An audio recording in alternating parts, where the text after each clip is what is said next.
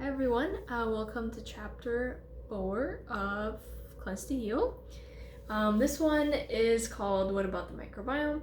And Anthony starts about talking about what we have potentially in our gut, which is going to be fungus, yeast, mold, acid, low levels of beneficial bacteria, rotting fats, and protein. And the point that he's trying to make here, he's not trying to scare us, he's just trying to inform us, like I said in the previous video. But he's just trying to say that, you may be taking like a probiotic or something and it's not working, or you don't see it working, you don't see many changes. Well, that's not, it's not because of the probiotic, it's because you may have a underlying cause like strep or shingles that is hiding in your intestine, in your gut. And if you want actual, to be healthy for your probiotics to work, you're going to have to kill off those pathogens. The pathogens are, the pathogens such as strep and shingles. And basically, how do we kill them off? Well, he says remove the fuel. If the pathogens don't have fuel, they're not going to be able to survive in your microbiome. So things that fuel these pathogens, they're going to be eggs, meat, fats, proteins, too much protein, so that's where you get rotting in the intestines, sugars, processed sugars, all that fun stuff. So that's what he talks about. And then he says that strep causes intestinal inflammation, which is a problem with the microbiome. And shingle strains can cause colitis. So just keep that in mind. If you have any of those conditions, you really need to start to look at your microbiome in a different way.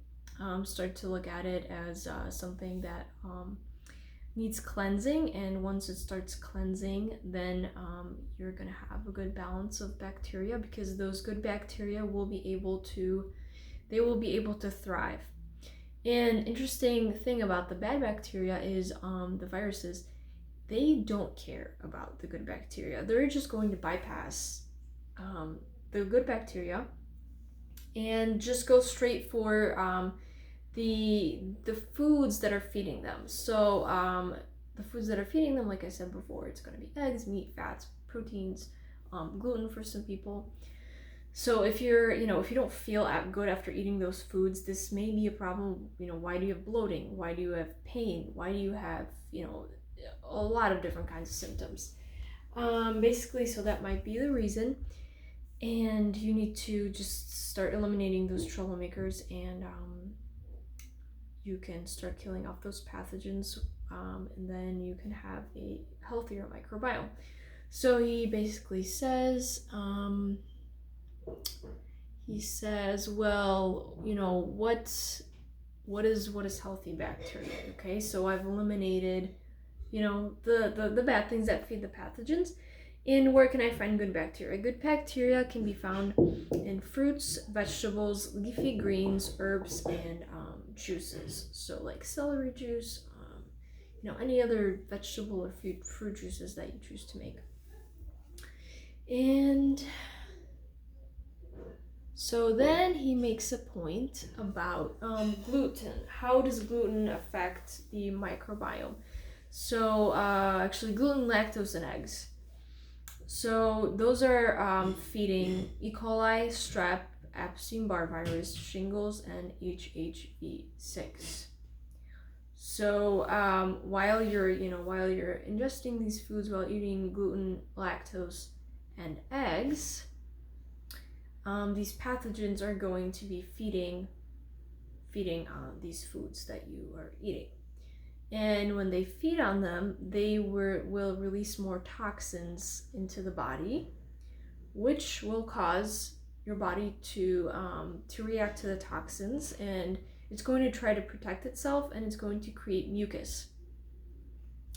And a lot of people have an issue with mucus, just mucus in the sinuses, in the nose, postnasal drip, in the lungs, and mucus can be really hard to get rid of, and this is where mucus is coming from. It's just your body's defense for the foods that you're eating, for the pathogens, for the toxicity that the pathogens are creating. So if you remove those troublemaker foods, you will find a lot of success with just your gut. And yeah, so I guess the main point of this chapter was basically to make us aware about what are these troublemaker foods and how do they affect the microbiome. What can we do to really heal our microbiome and make sure that we are utilizing those good bacteria. Because if you have good bacteria, but then there's more bad bacteria, the good bacteria aren't gonna win. You need to really get rid of the source that is causing the viruses to overpower the good bacteria.